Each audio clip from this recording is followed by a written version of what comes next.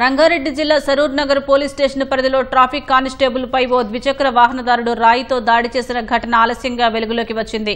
కొత్తపేట కూడలిలో అప్పారావు అనే traffic constable విధులు నిర్వర్తిస్తున్నాడు. భరత్ అనే యువకుడు హెల్మెట్ ధరించకుండా ద్విచక్ర వాహనాన్ని నడుపుతూ వచ్చాడు. దీంతో కానిస్టేబుల్ చలాన్ వేయడంతో అసహనానికి గురై వెళ్లిపోయాడు. 15 నిమిషాల తర్వాత తిరిగి వచ్చిన భరత్ కానిస్టేబుల్ పై రాయితో దాడి చేసి అతని చేతిలో ఉన్న ట్యాబ్ ను ధ్వంసం చేసినట్లు పోలీసులు తెలిపారు. అక్కడే ఉన్న స్థానికులు నిందితుడిని పట్టుకుని అప్పగించారని పోలీసులు పేర్కొన్నారు. దాడికి పాల్పడిన భరత్ పై కేసు నమోదు చేసి రిమాండ్ కు తరలించినట్లు పోలీసులు తెలిపారు.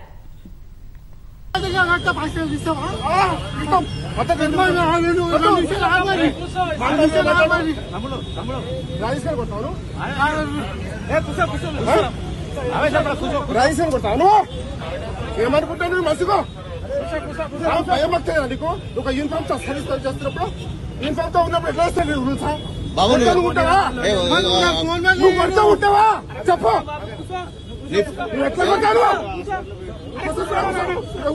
కాదు బాబు తమాషా అయిపోతా నీకు నీ ఫోన్ ఎందుకు తీసుకున్నావు కొట్టాడు నువ్వు నీ దమ్ముందా ఎట్లా కొట్టావు నువ్వు చేయట్లేసుకున్నావు యూనిఫామ్ మీద చేయట్లేసుకున్నావు నువ్వు